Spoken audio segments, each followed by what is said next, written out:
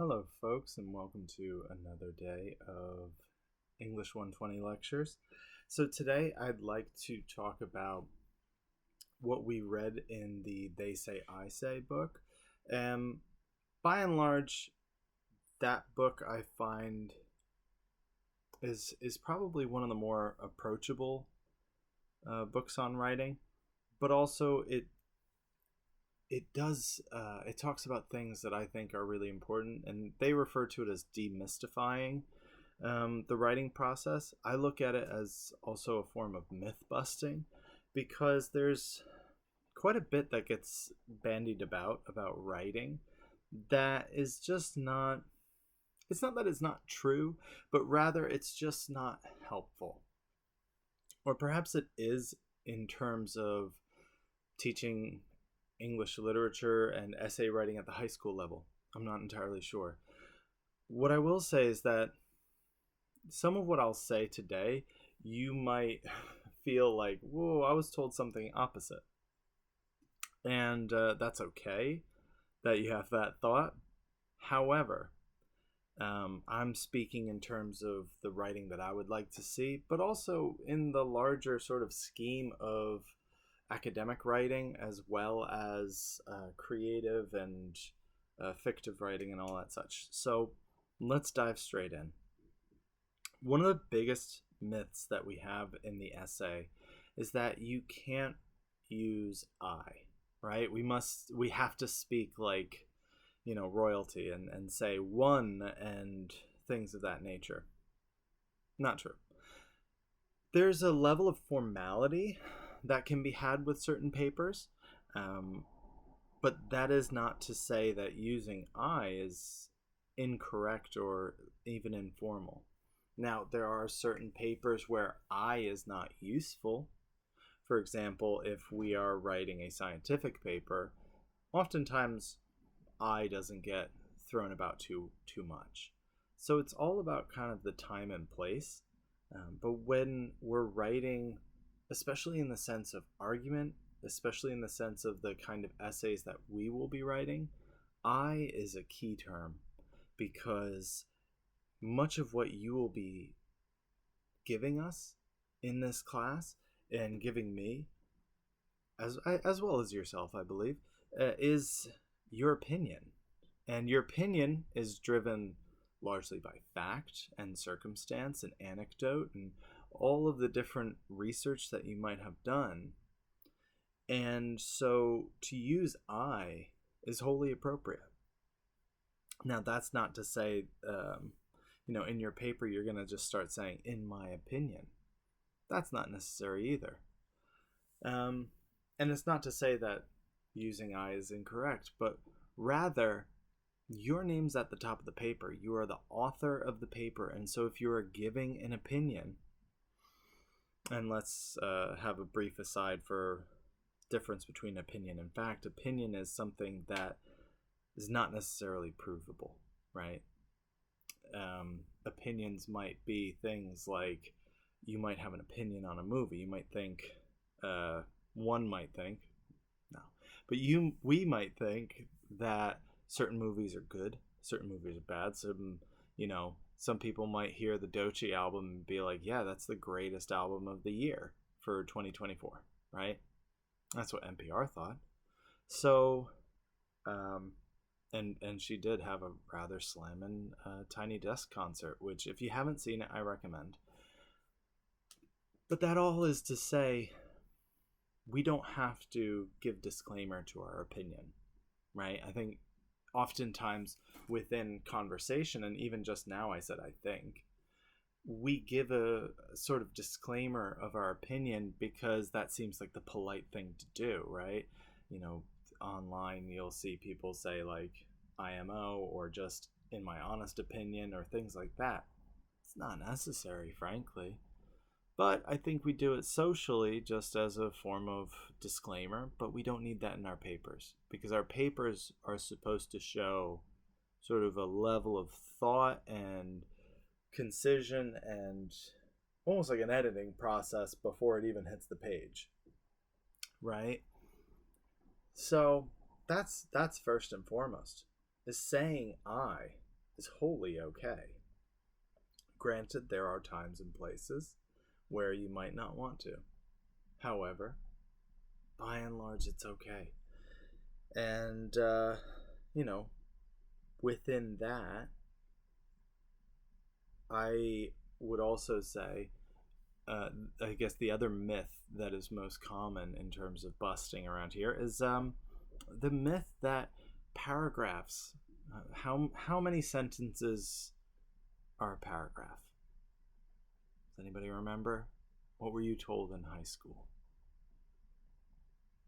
Well, the fact of the matter is unless you were told that a paragraph is a minimum of one sentence,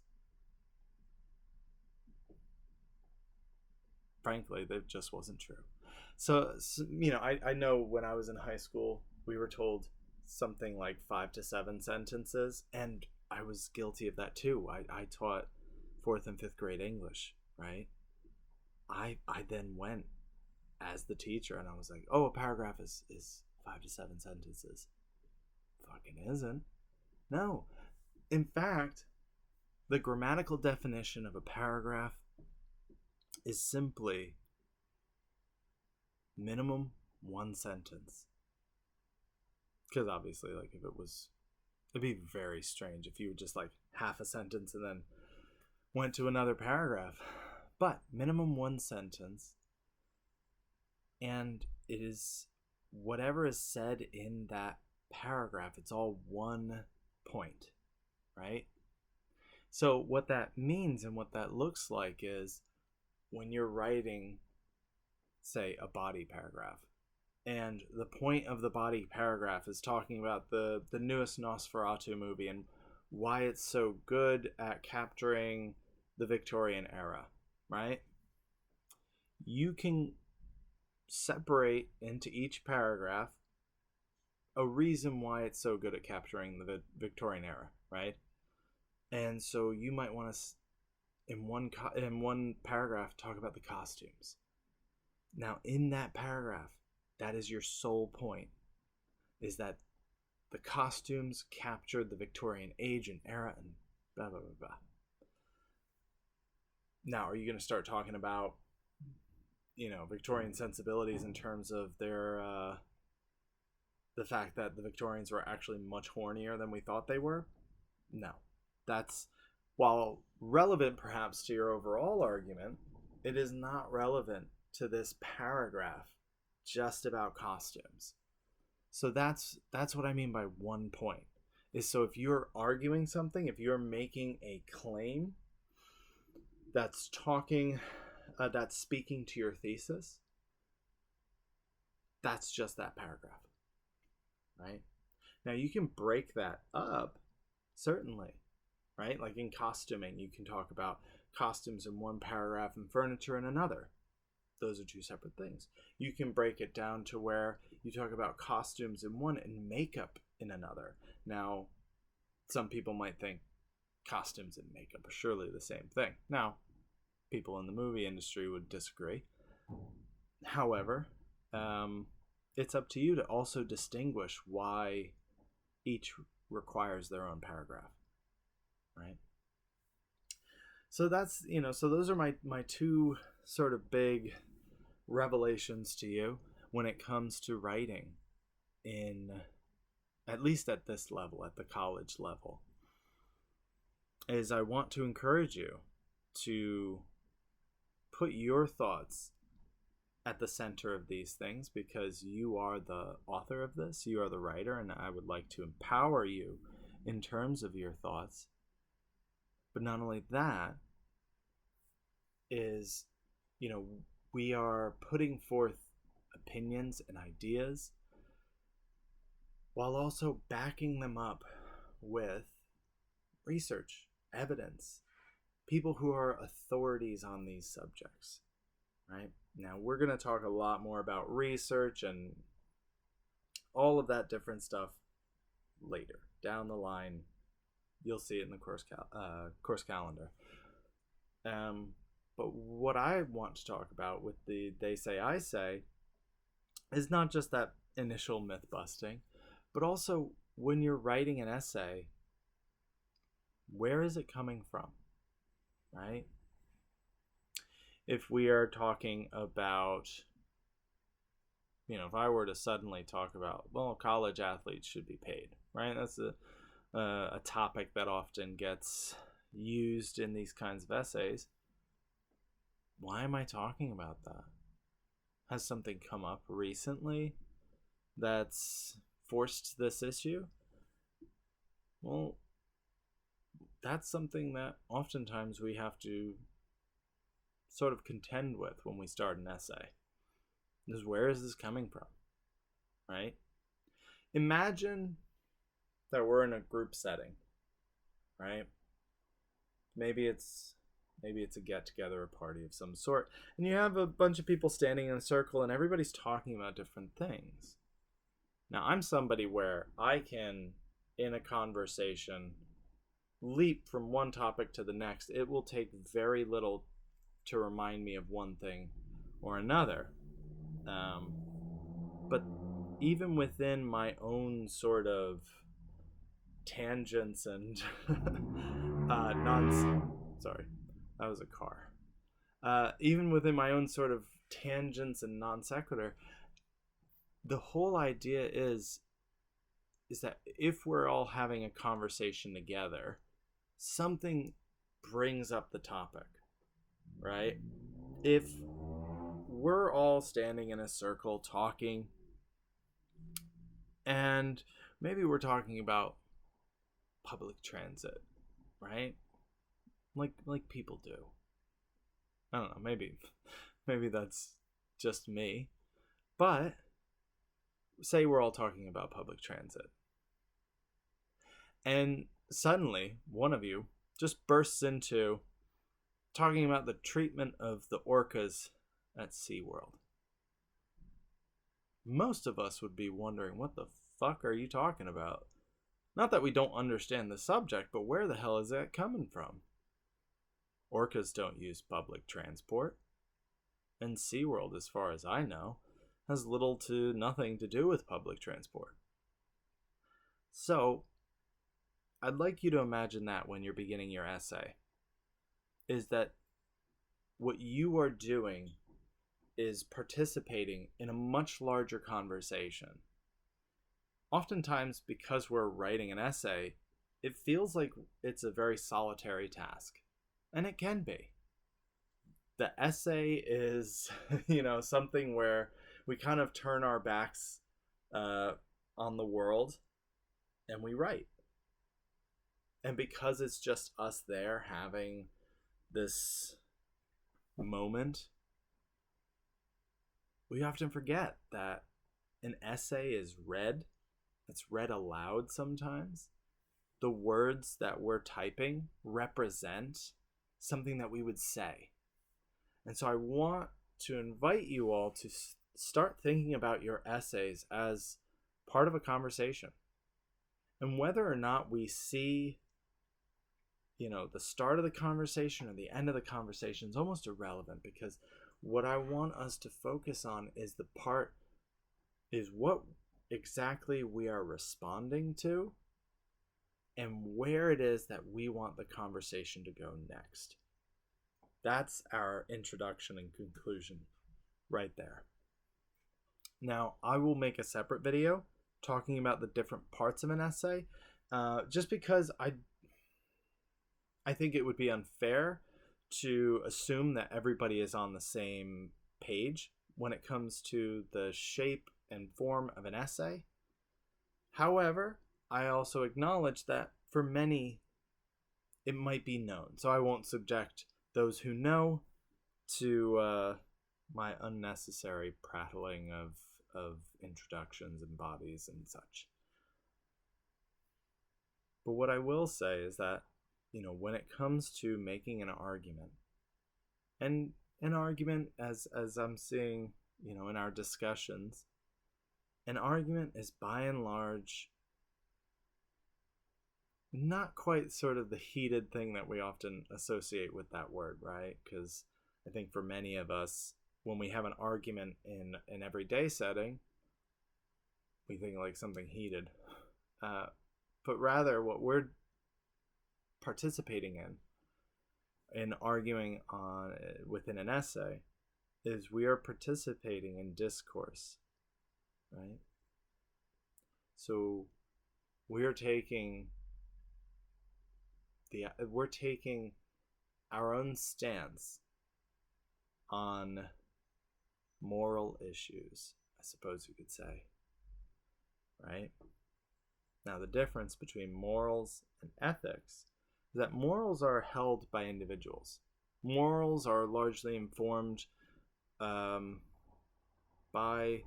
the various things that tell us what's right or what's wrong, what's good and what's not, and other such black and white forms of thinking. Where were your morals shaped? What told you, what's just and unjust? Now, for some, that's religion, and no hate to that. For some, that's, laws. For some, it's parents. For some, it's our own experiences interacting with others. But morals are largely, they're held personally, right? My morals are different from your morals. There might be some that are the same. But they differ from person to person, because no matter how much you try, nobody's going to truly have the same exact moral standing on the same exact issue. And so morals are largely personally informed, right? Now, ethics are when, and keep in mind, these are very, sort of off the top of my head kind of definitions. I'm sure there's somebody out there that would happily disagree with my definitions, or perhaps want to add or subtract from them. But ethics, by and large, are influenced by groups, right? So some of you might have heard of things regarding laws and ethics, right? Lawyers have ethics, doctors have ethics, right? There are these sort of individual fields where there is a set of ethics that by and large governs our behavior, right? As a professor, I have ethics, right? And these ethics that I have are shared by other such professors, right? In the English department, whether it's Dr. Shu, Dr. Crawford, or Professor Ding,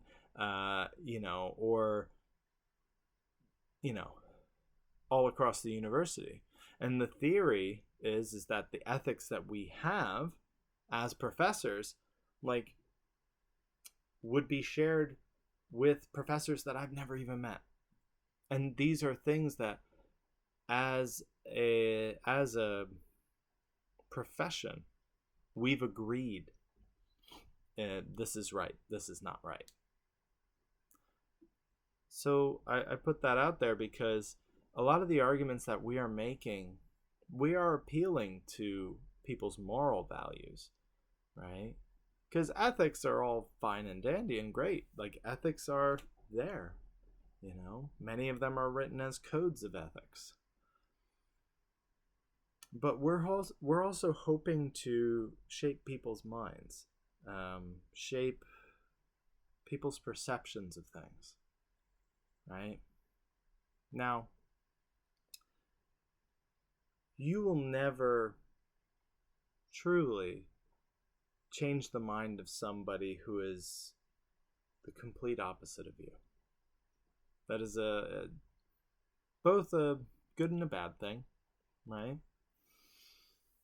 For some of us, I have fundamental disagreements with my father. We are complete opposites as far as politics go, right? Now, I say complete. There are certain ways that I can find agreement, and from there I use that as a way to try and change my dad's mind. But I'm never gonna change his mind, And as difficult as that is, because I'm sure many of us have political disagreements with people we care about, we have to recognize that we can only do so much with our argument before it starts to impact ourselves. So when we make an argument, our argument is not for somebody who's on the complete opposite, side of the plane as us, Our arguments are for people who are undecided, who don't maybe have a position on whatever topic this might be. Now, I bring up politics just because that's a great and easy example. However, it doesn't have to be politics. I think you'll find I would argue all things are political. I'm sure there are those who'd be happy to disagree. However, whatever topics you choose, keep in mind you're not going to be trying to convince somebody who is the exact opposite position as you. So much of changing people's minds, so much of argument and influence is for people who are not yet committed to a stance. And in that way, we have to try to communicate as educators, as though we are teaching the very topic that we are trying to argue. So, that is to say, as teachers, you don't want to come in hard. You don't want to be like, what are you, stupid? You don't share this opinion? Not at all, right? We show up with empathy and facts, and that's how we make our argument. So, these are just some thoughts with regard to writing, with regard to creating arguments, and with regard to some of what you've read with the they say, I say text. So I just want us to all remember that. So just a brief summary. I want us to remember that we can say I. Now, I'm just going to add a disclaimer. Let's try not to say you. And I say that because you is othering, it's alienating, it's basically saying, not me, you. It's really important for us to be inclusive with our language, right? Because especially if we're trying to change people's minds, if we're trying to persuade, let's be inclusive, right?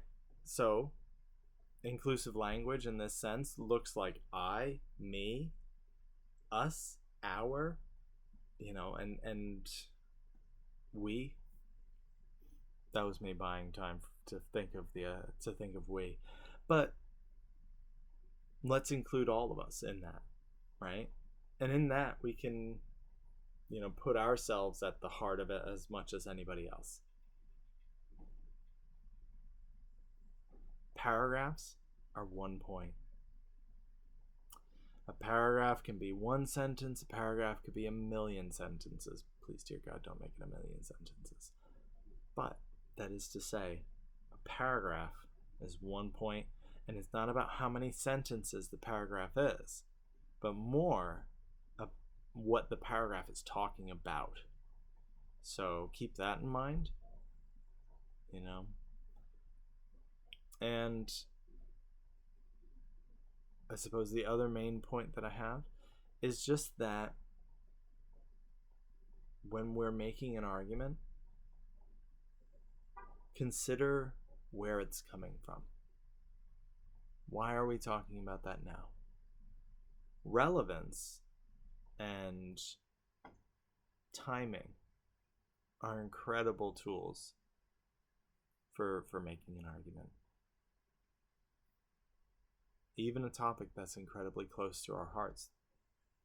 There's a reason it's close to our hearts. There's relevance to it. And I'm sure that there is some current event. There's something that we can respond to so that it's not orcas at SeaWorld, right? So keep that in mind as we're going to sort of start writing. All right, we are going to read George Orwell next. Fabulous writer, not unproblematic, but at the same point, I would argue in some ways ahead of his time. And I think probably, and perhaps there are those who would argue with me, I think he's one of the best essayists of the 20th century. So there's also that. So I feel like there's a lot we can learn from him. And we're going to be reading his essay.